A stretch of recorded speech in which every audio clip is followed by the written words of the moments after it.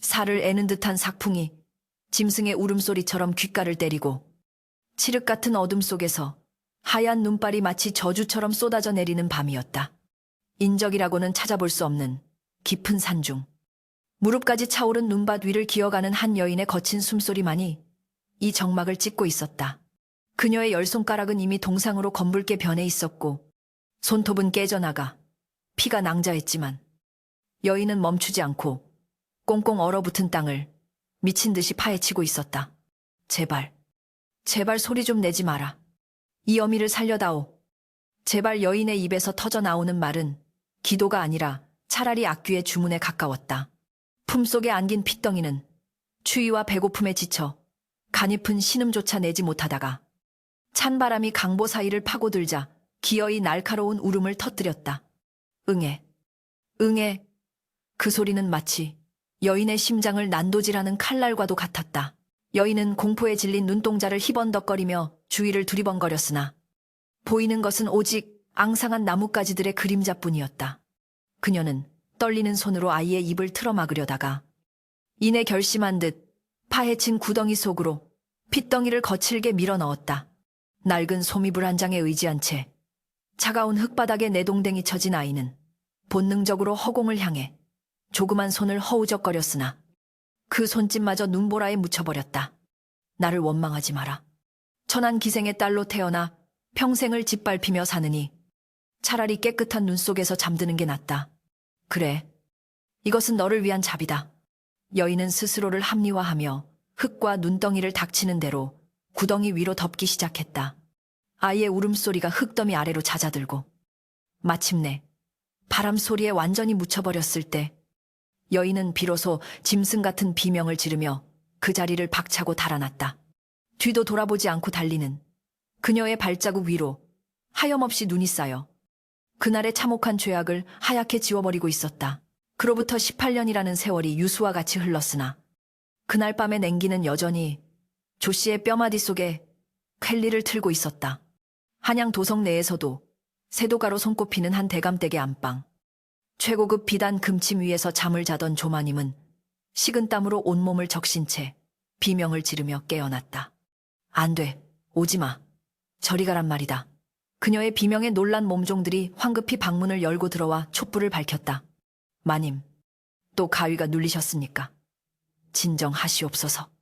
늙은 유모가 다가와 따뜻한 물수건으로 조마님의 이마를 닦아주었지만 그녀의 동공은 여전히 공포로 크게 확장되어 있었다. 꿈속에서 그녀는 매일 밤 그 눈 덮인 산길을 헤매고 다녔다.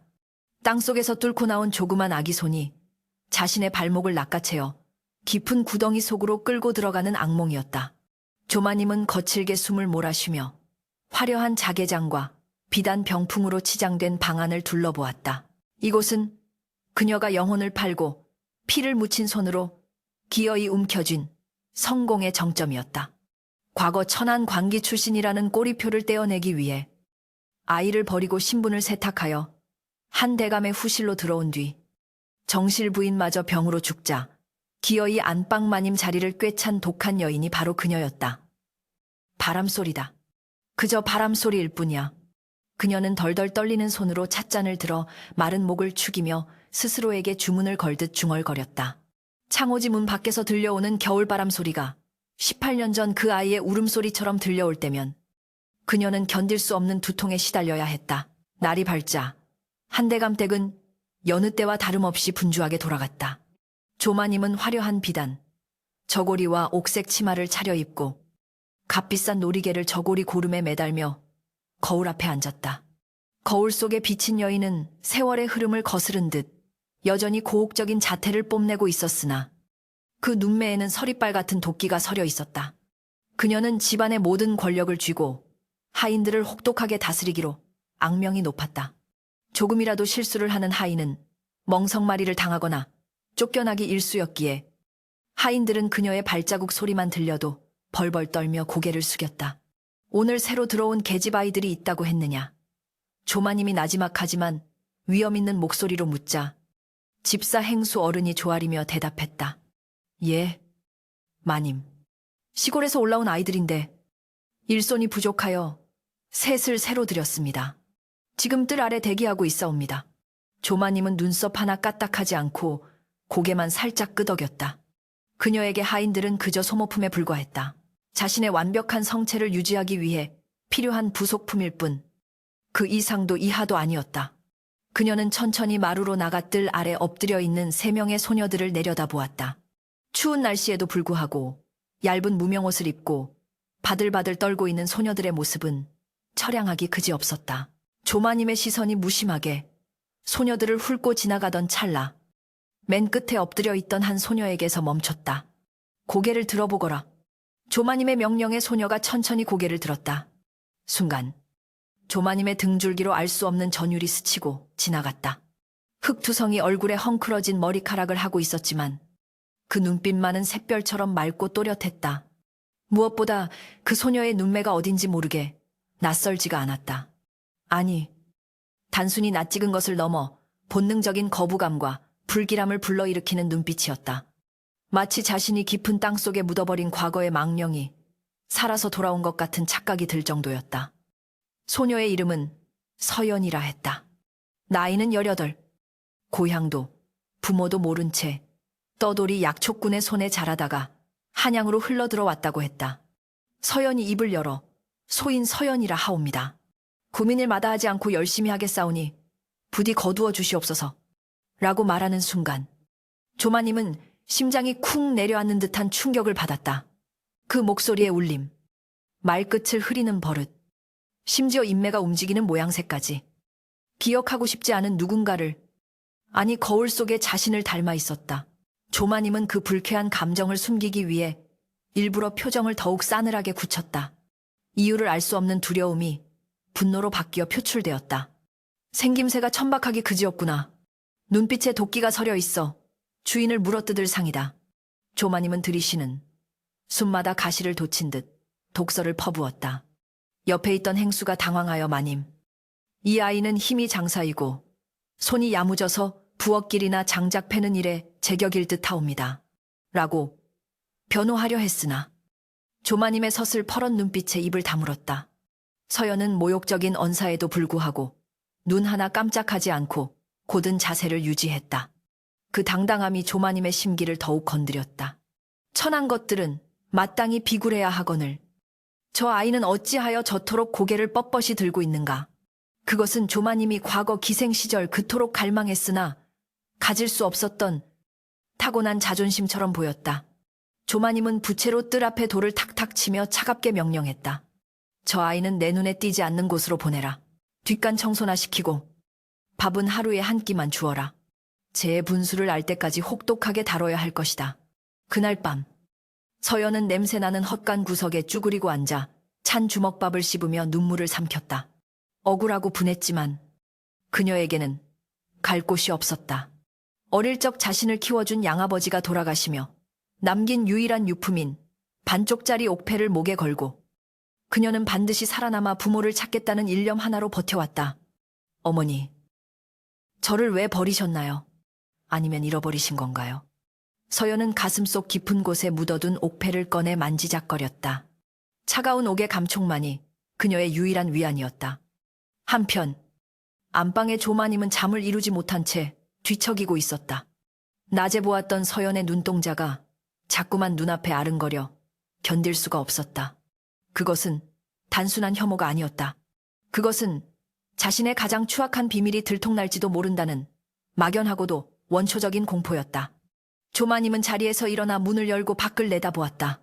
저 멀리 헛간 쪽에서 희미한 인기척이 느껴졌다.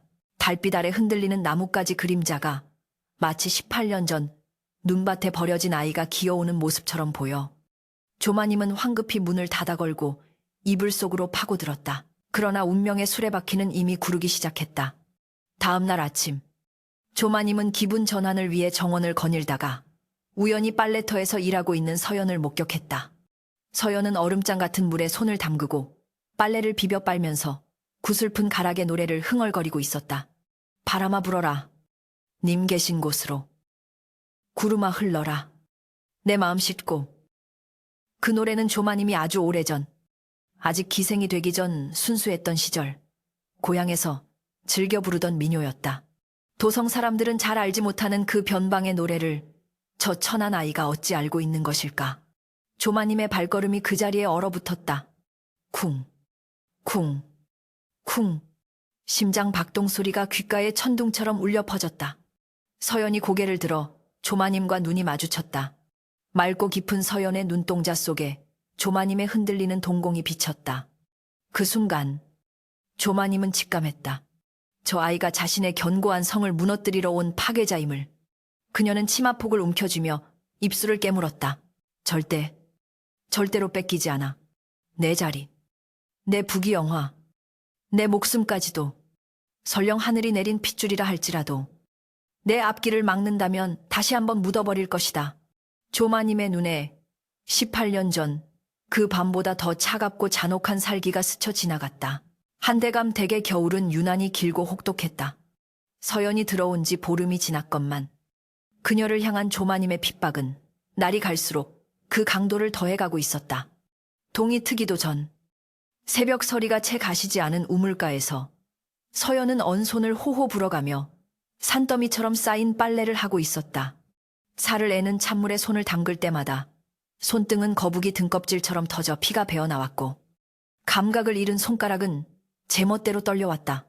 그러나 서연은 앓는 소리 한 번 내지 않았다. 이깟 추위쯤이야. 살아남아야 해. 반드시 살아남아서 부모님을 찾을 거야. 그녀는 입술을 꽉 깨물며 방망이질을 계속했다. 그때 안채 쪽에서 날카로운 고함이 터져 나왔다. 인연 이걸 지금 죽이라고 쏘아온 것이냐. 맹물에 쌀알 몇 개 띄워놓고 나를 능멸하려는 게야. 조마님의 목소리였다. 서연은 황급히 물기를 닦고 안채로 달려갔다. 방 안에는 뜨거운 김이 서려 있었고 바닥에는 엎어진 죽그릇과 깨진 사기 조각들이 널브러져 있었다. 조마님은 붉게 상기된 얼굴로 서연을 노려보고 있었다. 사실 그 죽은 주방의 찬모가 정성껏 끓인 것이었으나 조마님은 그저 화풀이 대상이 필요했을 뿐이었다. 서연이 무릎을 꿇고 조아리며 마님, 죽을 죄를 지었습니다. 다시 끓여오겠사옵니다. 라고 말하자 조마님은 긴 곰방대를 들어 서연의 어깨를 쿡쿡 찔렀다. 내년이 들어온 뒤로 집안에 재수없는 일만 생기는구나. 꼴도 보기 싫으니 당장 눈앞에서 치우거라. 오늘은 헛간 청소를 다시 해놓아라. 먼지 하나라도 나오면 내년에 밥은 없을 줄 알아라. 조마님의 이런 표독스러운 행동 뒤에는 깊은 불안감이 자리 잡고 있었다. 그녀는 서연을 볼 때마다 자신의 과거, 그 지우고 싶은 천한 관기 시절의 모습이 겹쳐 보여 견딜 수가 없었다. 특히 서연이 웃을 때 생기는 보조개나 당황할 때 입술을 깨무는 사소한 버릇들은 조마님 자신이 거울을 볼 때마다 마주하던 바로 그 모습이었다. 어찌하여 생판남인 저 계집에게서 내 모습이 보인단 말인가. 불길하다. 너무나 불길해. 조마님은 서연을 내쫓기 위해 갖은 트집을 잡았지만 서연은 잡초처럼 질기게 버텨냈다. 오히려 그 묵묵한 인내심이 조마님의 화를 더 돋우었다. 그런 두 사람을 예의주시하는 뱀 같은 눈동자가 있었으니 바로 집안의 곳간을 관리하는 최행수였다. 그는 돈 냄새를 맡는데 귀신 같은 재주가 있었고 남의 약점을 쥐고 흔드는 것을 즐기는 비열한 자였다. 최행수는 마당 한 구석에서 비질을 하고 있는 서연을 훔쳐보며 턱수염을 쓰다듬었다. 허허, 참으로 묘하단 말이지. 저 아이의 눈매. 어디서 많이 본 듯한데. 최행수의 머릿속에서 잊혀가던 기억의 조각들이 맞춰지기 시작했다. 20년 전, 그가 아직 젊은 하인으로 일하던 시절, 한대감이 기방에서 데려왔다던 절세가인 홍매. 지금의 조마님이 안방을 차지하기 전, 기생신분이었을 때의 그 풋풋하고도 도끼 어린 얼굴이 서연의 얼굴과 겹쳐졌다. 그래, 홍매가 처음 이 집에 들어왔을 때 딱 저만 했지. 생김새뿐만이 아니야. 저 고집스러운 눈빛까지. 혹시 최행수의 입가에 비릿한 미소가 번졌다. 만약 자신의 추측이 맞다면 이것은 금덩어리보다 더 값진 비밀이 될 터였다. 그러던 어느 날 밤, 한대감 댁에 비상이 걸렸다. 며칠 전부터 식사를 거르며 신경쇠약 증세를 보이던 조마님이 갑자기 고열에 시달리며 쓰러진 것이다. 안 돼. 묻지 마라. 내가 잘못했다. 조마님은 헛소리를 질러대며 이리저리 몸부림쳤다. 용하다는 의원을 불러 침을 놓고 탕약을 다렸으나 열은 좀처럼 내리지 않았다. 의원은 고개를 저으며 이것은 마음의 병, 화병 호빙, 이 깊어 생긴 열입니다. 마님께서 평소 가슴속에 맺힌 것이 많아 사기가 침범한 것이니 곁에서 지극정성으로 간호하며 마음을 편안게 해드리는 수밖에 없습니다. 라고 진단했다. 그러나 하인들은 평소 조마님의 성격이 불같았던 탓에 혹여나 간호를 잘못했다가 불호령이 떨어질까 두려워 아무도 선뜻 나서지 않았다. 서로 눈치만 보고 있던 그때 서연이 조용히 나섰다. 제가 하겠습니다. 마님 곁을 지키겠습니다. 유모는 놀란 눈으로 서연을 바라보았으나 다른 대안이 없었기에 서연에게 물수건과 탕약을 맡기고 물러났다. 서연은 밤새 조마님의 곁을 지켰다. 열에 들떠 끙끙 앓는 조마님의 얼굴은 평소의 표독스러움은 온데간데 없고 그저 고통에 겨운 늙고 병든 여인의 모습일 뿐이었다. 서연은 차가운 물에 수건을 적셔 땀으로 젖은 조마님의 이마와 목을 정성스럽게 닦아주었다. 기이하게도 서연이 조마님의 몸에 손을 댈 때마다 가슴 한구석이 찌릿하게 아려왔다. 미운 정이라도 든 것일까? 아니면 저렇게 괴로워하는 모습에서 자신의 잃어버린 어머니를 투영한 것일까? 서연은 알 수 없는 연민을 느끼며 숟가락으로 탕약을 조금씩 떠서 조마님의 입에 넣어주었다. 약물이 흘러내리지 않도록 지극히 조심스러운 손길이었다. 어머니, 어디 계세요? 저 너무 힘들어요. 서연도 모르게 넋두리가 새어나왔다. 그때 헛소리를 하던 조마님이 순간적으로 눈을 떴다. 몽롱한 시야 속에 자신을 내려다보는 젊은 처자의 얼굴이 들어왔다. 촛불에 비친 서연의 얼굴은 마치 관음보살처럼 자애로워 보였다. 조마님은 순간적으로 착각에 빠졌다. 아가. 내 아가. 그녀는 무의식적으로 손을 뻗어 서연의 볼을 어루만졌다. 그 손길은 거칠었지만 따뜻했다. 서연은 깜짝 놀라 숨을 멈추었지만 피하지 않고 그 손길을 받아들였다. 생전 처음 느껴보는 뼈에 사무치도록 그리웠던 어미의 온기였다. 두 사람 사이에는 침묵만이 흘렀지만 보이지 않는 핏줄의 끈이 공명하며 방 안의 공기를 진동시키고 있었다. 하지만 그 찰나의 평화는 조마님의 의식이 또렷하게 돌아오면서 산산조각이 났다.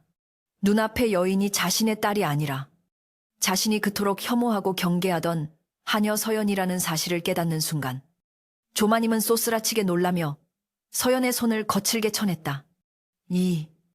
이런 발칙한 것. 감히 내 년이 어디라고 기어들어와 내 몸에 손을 대느냐.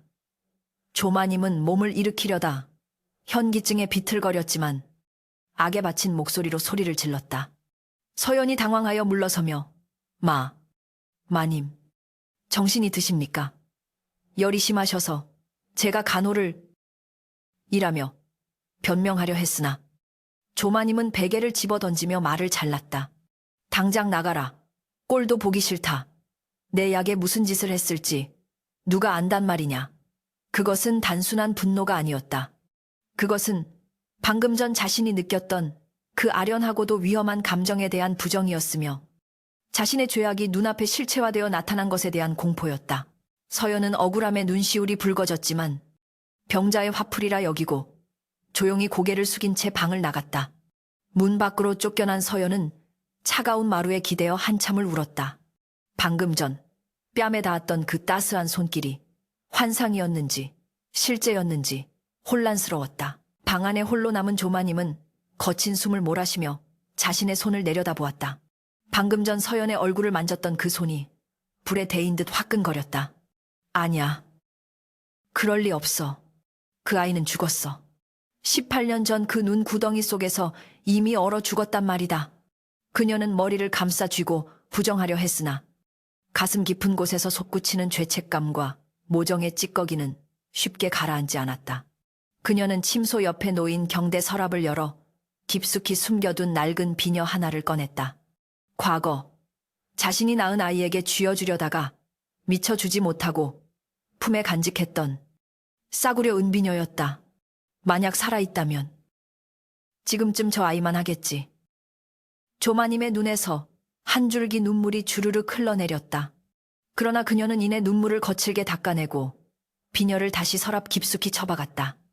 약해지면 안 돼. 내가 어떻게 여기까지 왔는데. 저 천한 계집 하나 때문에 내 인생을 망칠 수는 없어. 그녀의 눈빛은 다시금 도끼로 번들거렸다. 그녀는 결심했다. 서연을 단순히 괴롭히는 것으로는 부족하다. 아주 확실하게 다시는 이 근처에 얼씬도 못하게 만들어야 했다. 한편 최행수는 이 모든 소동을 문틈으로 지켜보고 있었다. 그는 서연이 방에서 쫓겨나 울고 있는 모습과 조마님이 혼자 오열하다가 다시 냉정을 되찾는 과정을 놓치지 않았다. 그의 눈빛이 탐욕스럽게 빛났다. 확실하군. 마님은 저 아이를 두려워하고 있어. 단순한 하인이 아니야. 피냄새가 나. 아주 진한 피냄새가. 그는 품속에서 엽전 꾸러미를 꺼내 짤랑거리며 어둠 속으로 사라졌다. 그는 서연의 뒷조사를 시작하기로 마음먹었다. 저 아이가 어디서 왔는지, 부모가 누구인지, 그리고 무엇보다 조마님의 과거 행적과 어떤 연결고리가 있는지 파헤친다면 평생 놀고 먹을 수 있는 큰 건수를 잡을 수 있을 것이라 확신했다. 한대감댁의 깊은 밤, 얽히고 설킨 인연의 실타래는 점점 더 옥죄어들고 있었다. 바람은 더욱 거세게 불었고 앙상한 나뭇가지들은 마치 다가올 비극을 예고하듯 기괴한 춤을 추고 있었다. 서연은 퉁퉁 부은 눈으로 밤하늘을 올려다보았다. 먹구름 사이로 희미하게 빛나는 달빛만이 그녀의 유일한 위로였다. 어머니, 제게 힘을 주세요. 이 모진 시련을 견뎌낼 힘을. 그녀의 기도는 바람을 타고 흩어졌지만 운명은 이미 잔혹한 심판을 준비하고 있었다. 봄 기운이 먼 산등성이를 타고 넘어오려 애를 쓰고 있었으나 한대감 댁의 사랑방은 여전히 살얼음판 같은 긴장감이 감돌고 있었다. 한대감이 귀한 손님들을 맞이하기 위해 며칠간 출타한 사이 조마님은 집안의 기강을 잡는다는 명목으로 대대적인 청소를 지시했다. 특히 대감의 서책과 골동품이 가득한 사랑방은 먼지 한 톨 허용치 않는 성역과도 같았다. 서연이, 너는 오늘 사랑방 서가 서재의 선반을 닦거라. 귀한 청자나 서책을 하나라도 상하게 했다가는 네 목숨으로도 값을 치르지 못할 테니 정신 똑바로 차려야 할 것이다. 최행수의 으름장에 서연은 바짝 긴장한 채 마른 걸레를 들고 사랑방으로 들어섰다. 방 안에는 묵향과 오래된 종이 냄새가 은은하게 배어 있었고 창호지 문을 통해 들어온 오후의 햇살이 공기 중에 떠다니는 먼지 입자들을 비추고 있었다.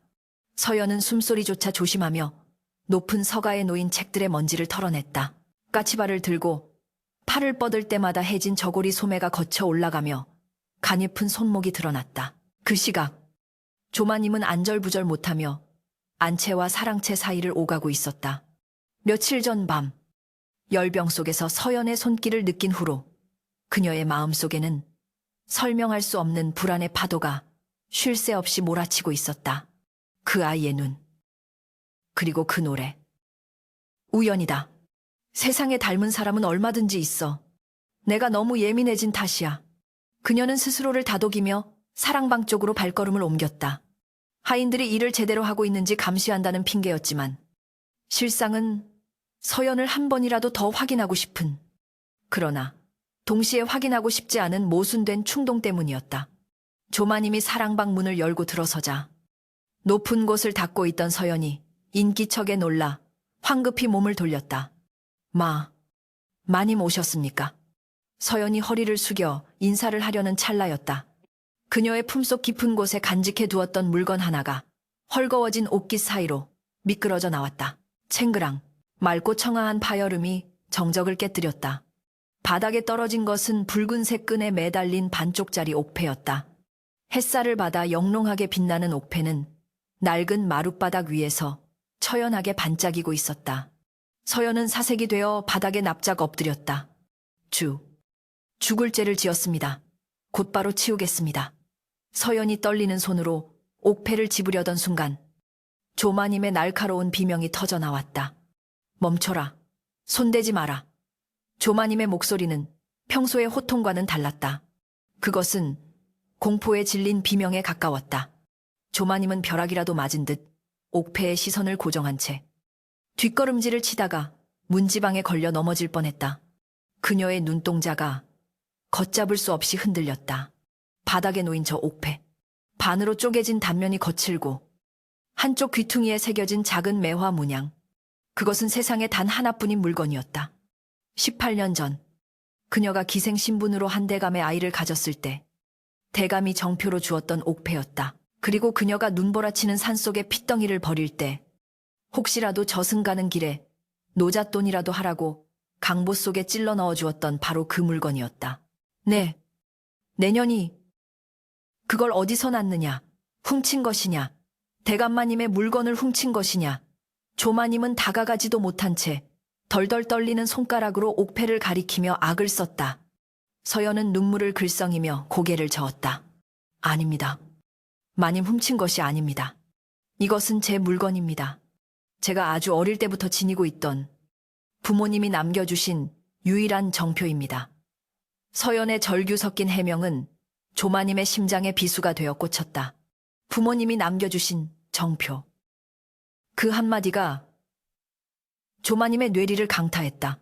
모든 퍼즐이 맞춰졌다.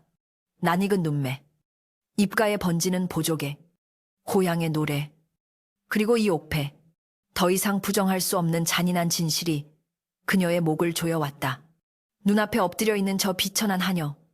자신이 그토록 구박하고 멸시하며 짐승 취급을 했던 저 아이가 바로 자신이 배 아파 낳아 제 손으로 버린 딸이었던 것이다. 조마님은 현기증을 느끼며 서가 기둥을 붙잡았다. 속에서 뜨거운 것이 울컥 치밀어 올랐다. 그것은 잃어버린 딸을 찾은 반가움이 아니었다. 그것은 자신의 추악한 과거가 기어이 무덤을 파고 나와 목덜미를 무는 공포였고 하늘이 내린 형벌에 대한 전율이었다. 살아있었어. 그 눈 속에서 살아남아 내 앞에 나타났어. 나를 파멸시키려고, 내 모든 것을 빼앗으려고 조마님의 얼굴이 백지장처럼 하얗게 질렸다. 당장이라도 서연을 끌어안고 용서를 빌어야 마땅했으나 18년간 쌓아온 탐욕과 허영의 탑은 모성보다 견고했다. 지금 이 사실이 밝혀진다면 자신이 천한 기생 출신이라는 것이 다시 들춰질 것이고 양반가의 핏줄을 내다버린 폐륜아로 낙인 찍혀 멍석마리를 당한 뒤 쫓겨날 것이다. 안방마님의 권세, 비단 옷, 기름진 음식, 하인들의 조아림. 이 모든 것이 신기루처럼 사라질 것이다. 그때 열린 문틈 사이로 그림자 하나가 길게 드리워졌다. 최행수였다. 그는 조마님의 비명소리를 듣고 달려왔다가 방 안의 기묘한 대치 상황을 목격하고 숨을 죽였다. 그의 뱀 같은 눈이 바닥에 떨어진 옥패와 사색이 된 조마님의 얼굴, 그리고 서연의 오열하는 모습을 번갈아 훑었다. 최행수는 눈치 빠르기로는 도성 제일 가는 자였다. 그는 단번에 상황을 파악했다. 저 옥패, 대감마님이 젊은 시절 아끼시던 것과 흡사하구나. 그런데 저것이 왜 저 계집액에서 나오고 마님은 왜 저토록 혼비백산하시는가? 최행수의 입꼬리가 기괴하게 비틀렸다. 그는 드디어 조마님의 목줄을 풀 수 있는 결정적인 단서를 포착한 것이다. 마님, 무슨 일이십니까? 소란스러운 소리가 들려왔습니다만 최행수가 시치미를 뚝 떼고 방 안으로 들어서자 조마님은 쏘스라치게 놀라며 급히 표정을 수습하려 했다. 그러나 떨리는 입술과 공포에 젖은 눈빛은 감출 수가 없었다. 조마님은 황급히 바닥에 떨어진 옥패를 낚아채듯 집어들었다. 서연이야, 안 됩니다. 제 것입니다. 라고 외치며 손을 뻗었지만 조마님은 매몰차게 그녀를 발로 밀어냈다. 닥쳐라. 천한 것이 어디서 감히 거짓을 고하느냐. 이것은 내 방에서 없어진 폐물과 똑같이 생겼다. 네가 훔쳐간 것이 분명해. 조마님은 억지를 부리며 서연에게 도둑 누명을 뒤집어 씌웠다. 그것만이 지금 이 상황을 모면하고 옥패를 회수할 수 있는 유일한 방법이라 생각했다. 행수, 이 아이를 당장 광에 가두어라. 내 물건에 손을 댄 죄를 엄히 물을 것이다. 아무도 들이지 말고 물 한 모금 주지 마라. 조마님의 명령은 가혹했지만 목소리는 가늘게 떨리고 있었다. 최행수는 옥패를 꽉 쥐고 있는 조마님의 하얀 손마디를 의미심장하게 바라보며 고개를 숙였다. 분부대로 거행하겠습니다. 마님, 허나 저 아이가 정말 훔친 것인지 아니면 다른 사연이 있는 것인지. 소인이 천천히 알아보지요. 최행수의 말끝에는 뼈가 있었다. 조마님은 흠칫 놀라 그를 노려보았지만 최행수는 이미 거친 손길로 서연을 일으켜 세우고 있었다. 서연은 끌려가면서도 절규했다. 마님 정말 아닙니다. 돌려주십시오. 제 어머니의 유품입니다. 제발 돌려주십시오. 서연의 울음소리가 멀어질수록 조마님의 가슴은 난도질 당하는 듯한 고통에 휩싸였다. 서연이 끌려나간 뒤 텅 빈 사랑방에 홀로 남은 조마님은 주저앉아 옥패를 가슴에 품었다. 차가운 옥의 감촉이 심장을 얼려버릴 것만 같았다. 아가. 불쌍한 내 아가. 입으로는 딸을 부르며 눈물을 흘렸지만 그녀의 머릿속은 어떻게 하면 서연을 영원히 입 다물게 할 수 있을지, 어떻게 하면 최행수의 의심을 피할 수 있을지를 계산하느라 바쁘게 돌아가고 있었다. 그녀는 자신의 눈물을 닦아내며 옥패를 치마 속 깊은 주머니에 감추었다. 미안하다. 정말 미안하다. 하지만 나는 돌아갈 수 없어. 다시 그 진흙탕 같던 바닥으로 떨어질 수는 없어. 조마님의 독백은 처절한 자기 변명이었다. 그날 밤 광에 갇힌 서연은 캄캄한 어둠 속에서 무릎을 끌어안고 흐느꼈다. 추위와 배고픔보다 더 견디기 힘든 것은 부모님의 유일한 흔적을 빼앗겼다는 상실감이었다. 그리고 그녀는 이해할 수 없었다. 옥패를 보았을 때 조마님이 보였던 그 격렬한 반응, 단순히 도둑을 잡은 주인의 분노가 아니었다. 그 눈빛에는 슬픔과 공포, 그리고 알 수 없는 회한이 뒤섞여 있었다. 도대체 왜 그런 눈으로 저를 보셨습니까? 서연은 차가운 바닥에 머리를 기대며 지쳐 잠이 들었다. 꿈속에서 그녀는 따뜻한 품에 안겨 자장가를 들었다. 그 품은 낯설면서도 너무나 익숙한 향기가 났다. 한편 최행수는 자신의 처소에서 독한 술을 들이켜며 회심의 미소를 짓고 있었다. 그는 오늘 낮에 본 옥패의 문양을 종이에 그려보며 중얼거렸다. 반쪽짜리 매화 옥패라. 나머지 반쪽은 분명 대감마님의 함속에 들어있었지.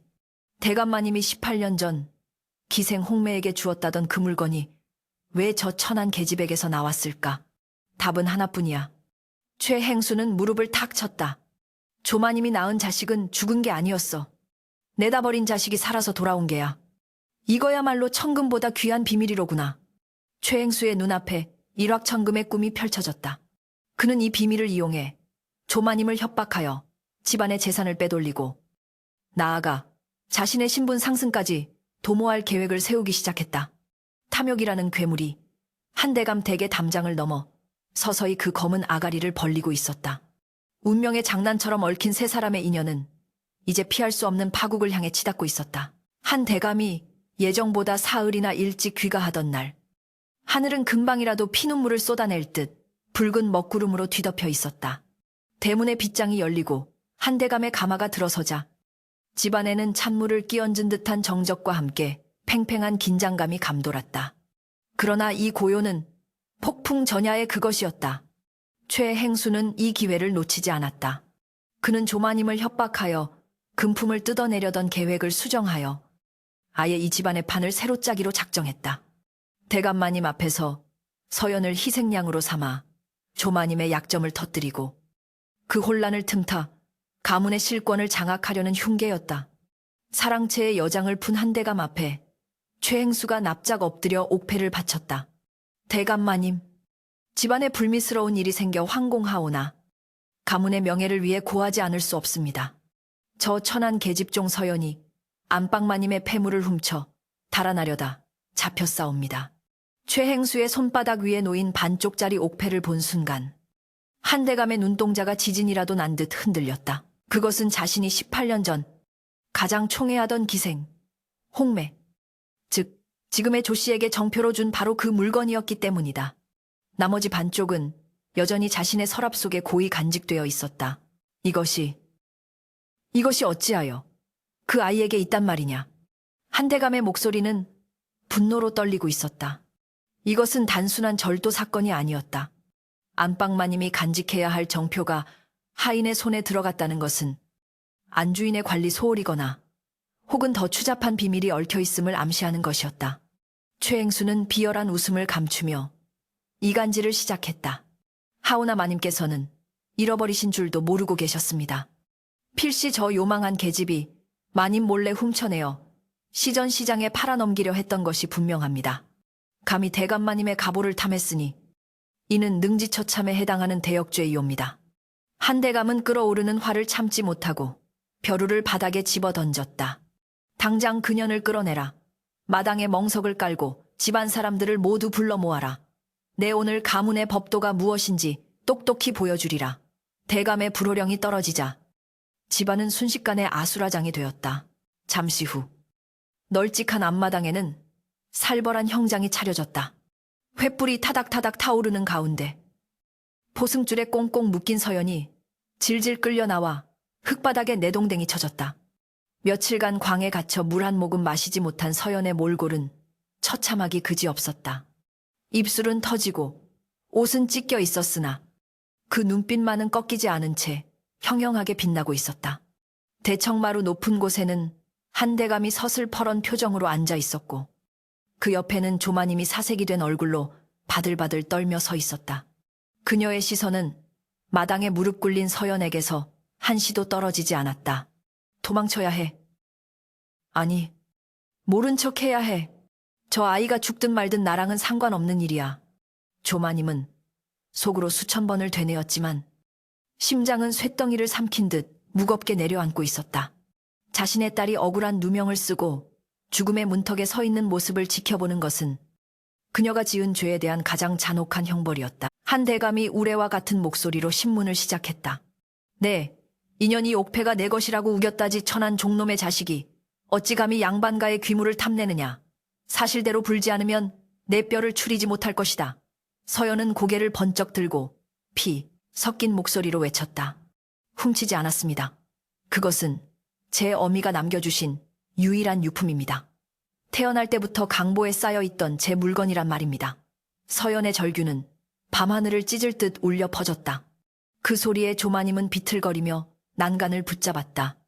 서연의 외침은 18년 전 눈보라 속에서 자신이 외면했던 아이의 울음소리와 겹쳐져 귓가에 쟁쟁거렸다. 그러나 한대감은 코웃음을 쳤다. 어미의 유품, 내년에 어미가 도둑년이었던 개지, 감히 어디서 거짓 혀를 놀리느냐. 한대감은 옆에 선 집행인에게 손짓했다. 전현이 실토할 때까지 매우 쳐라. 죽어도 좋다.